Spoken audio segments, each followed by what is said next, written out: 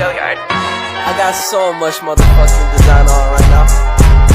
Break it down, bring it back, make it clap. I got 3 old thoughts, new guap, where that thing. Bitches on my line, and you know. Bismillahirrahmanirrahim. Assalamualaikum warahmatullahi wabarakatuh. Waalaikumsalam warahmatullahi wabarakatuh. Selamat pagi anak-anak. Pagi Bu. Bagaimana kabarnya hari ini? Alhamdulillah baik. Alhamdulillah ya. Semoga kita selalu diberikan kesehatan oleh Allah Subhanahu wa taala. Baik, sebelum kita mulai pelajaran, alangkah baiknya kita berdoa terlebih dahulu. Berdoa mulai.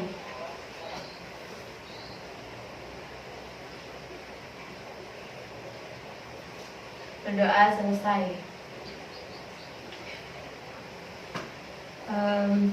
Baik, hari ini kita akan mempelajari materi tentang sistem ekskresi pada manusia. Nah, sebelum Ibu jelaskan, apakah ada yang tahu sistem ekskresi itu apa? Ada yang tahu? Pengeluaran zat sisa. Sisa-sisa. Ya. Apa ada yang tahu lagi?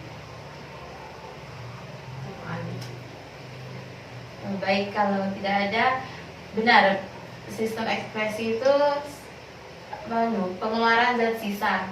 Yang lebih tepatnya itu sistem ekspresi adalah proses pengeluaran zat-zat sisa metabolisme dari dalam tubuh manusia. Nah, zat sisa metabolisme itu merupakan hasil dari pembongkaran makanan yang nantinya akan dikeluarkan oleh alat-alat ekskresi. Nah, ada yang tahu nggak alat-alat ekskresi itu apa saja? Ginjal, hati, Terus, paru, kulit, ya benar. Dan satu lagi, usus. usus. Bisa. Ya benar. Yang pertama,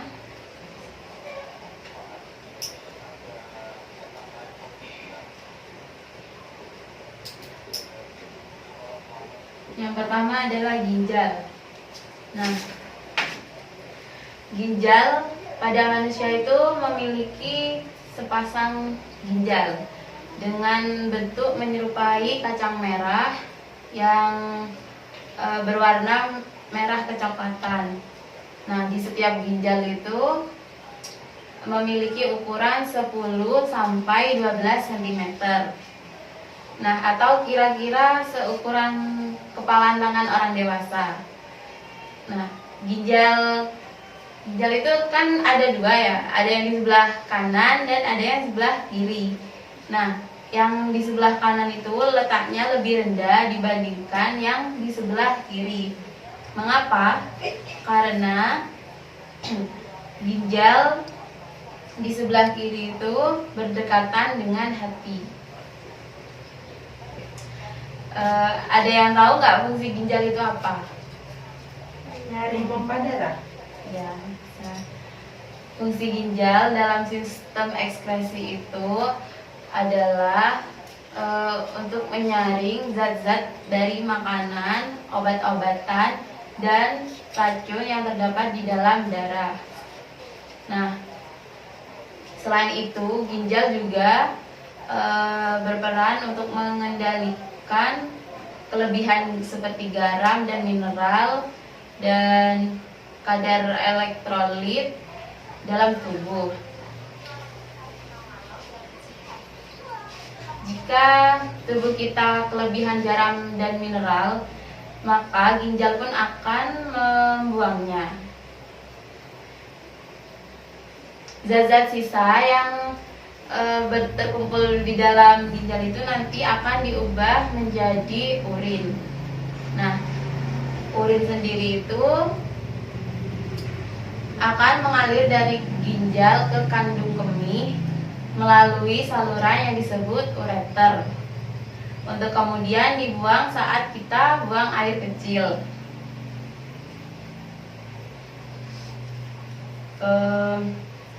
Tadi kan fungsi ginjal itu antara lain menyaring dan membuang racun dalam darah mengatur keseimbangan cairan elektrolit dan asam basa dalam tubuh serta membantu metabolisme vitamin D ya. Nah, ketika ginjal mengalami gangguan, maka fungsi-fungsi tersebut pasti akan terganggu juga. Tanda-tandanya atau gejalanya yang muncul adalah jumlah urin yang kita keluarkan saat buang air kecil itu berkurang. Terus ada perubahan warna pada urin, termasuk urin keruh atau bercampur darah. Dan ada juga yang kadang itu nyeri saat buang air kecil, itu nyeri rasanya. Nah, ciri-ciri urin orang yang sehat itu biasanya itu berwarna kuning pucat hingga kuning tua dan pH rata-rata 6,0. Terus jika itu kan kadang urin itu ada yang berwarna bening ya atau jernih. Nah, itu juga nggak apa-apa, itu termasuk pertanda baik. Maksudnya itu karena menandakan kita itu cukup dalam mengkonsumsi air minum. Jadi dapat disimpulkan itu air urin kita itu yang berwarna jernih itu normal. Nah, sampai sini ada yang mau ditanyakan terlebih dahulu? Belum. Baik, kita lanjut yang kedua, yaitu paru-paru.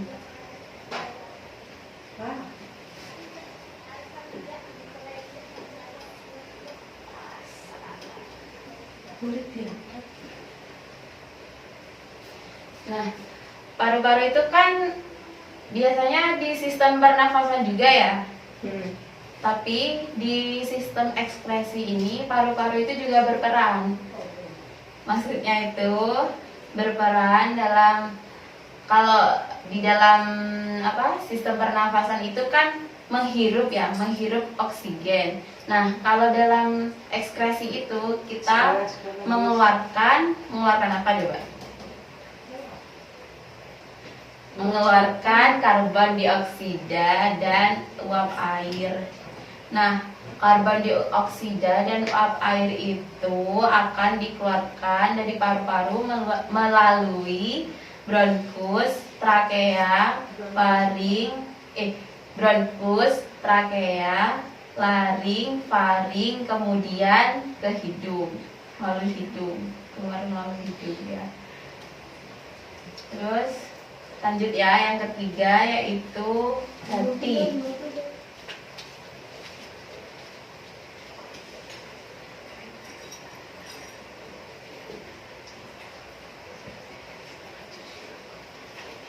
Nah, hati merupakan organ terbesar di dalam tubuh manusia. Yang letaknya itu di dalam rongga perut sebelah kanan di atas. Kanan atas ya. Ya, benar.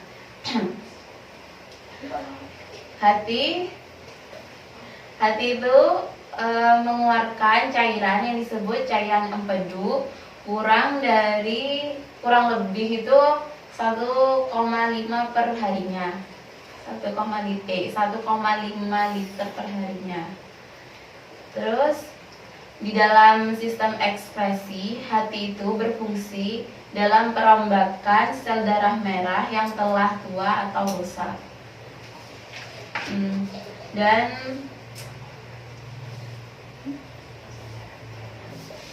Dan adapun fungsi lain dari hati itu adalah menetralkan racun, menyeimbangkan gula dan lemak, dan mengubah provitamin A menjadi vitamin A. Ada yang ditanyakan?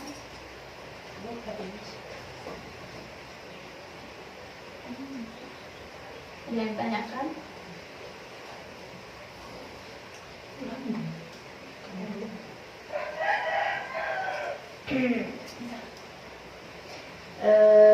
Jadi begini, kan hati kan cairan empedu ya. Ya. Lalu hubungannya hati sama kantung empedu itu apa? Hubungannya. Ya, terus dari mana cairan empedu itu diperolehkan? Ya. Empedu itu kan berupa cairan hijau kebiruan yang rasanya itu pahit dengan pH sekitar 7 sampai 7,6 yang mengandung kolesterol. Nah, itu empedu itu selain mengandung kolesterol juga mengandung garam mineral, garam empedu serta pigmen atau zat warna empedu yang disebut bilirubin dan biliverdin. Nah, itu hati itu memproduksi empedu untuk membantu dalam pencernaan. Nah, itu tadi apa ya? Gimana? Apanya? Itu hubungannya. Ya, hubungannya antara hati dengan kantung empedu. Hubungannya itu, maksudnya itu empedu itu kan disimpan di dalam kantong empedu. Dan jadi diantarkan melalui saluran empedu ke dalam usus kecil. Nah, itu cairan empedu itu berasal dari sel hepatosit yang mengandung kolesterol. Paham? Ya, Pak.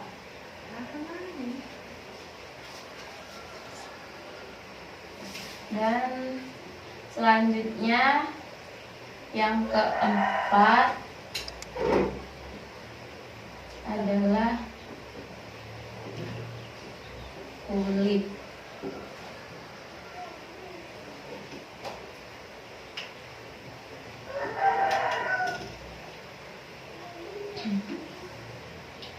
Nah, kulit pada manusia itu memiliki sekitar 2 sampai 4 juta kelenjar keringat. Nah, kelenjar ini tersebar di seluruh bagian tubuh. Namun paling banyak itu terdapat di telapak tangan, telapak kaki, wajah, dan ketiak.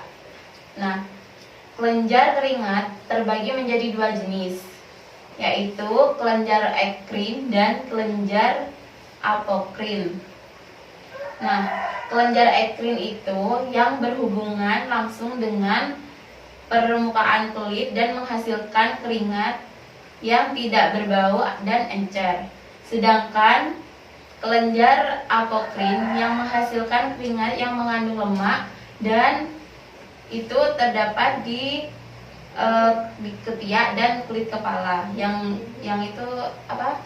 Yang terdapat rambut-rambutnya itu biasanya ada di situ.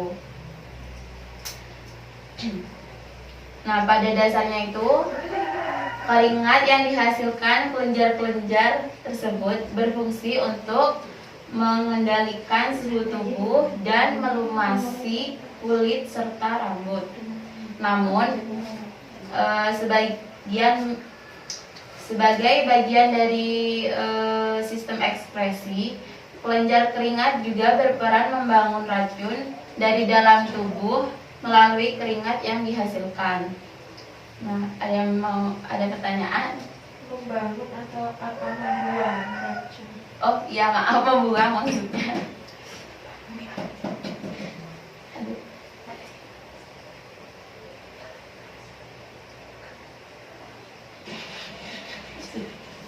Ada yang ditanyakan? Sudah. Yang terakhir adalah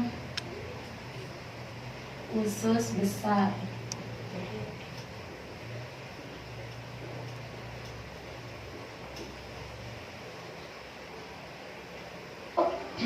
Usus terbagi menjadi 2, yaitu usus kecil dan usus besar. Nah, sebagian besar nutrisi dan 90% air yang terkandung di dalam makanan dan minuman itu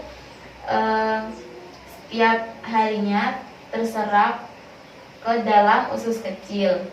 Nah, sementara itu usus besar berfungsi untuk menyerap sisa air dan nutrisi yang tidak bisa dicerna oleh usus kecil.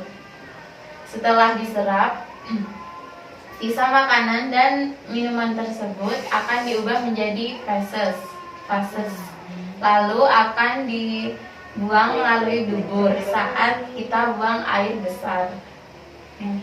Sampai di sini ada yang mau ditanyakan?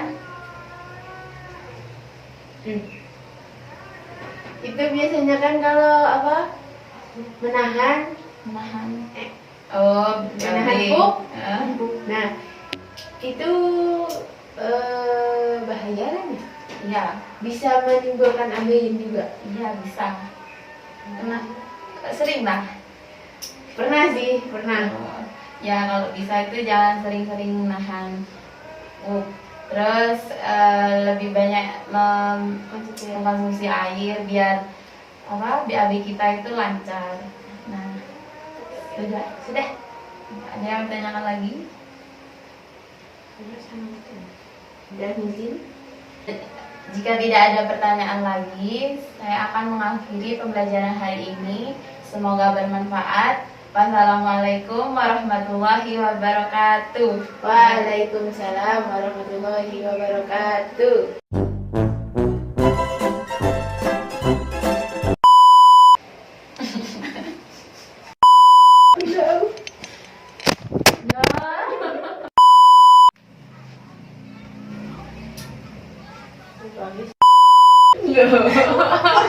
Aku menang. Coba dah.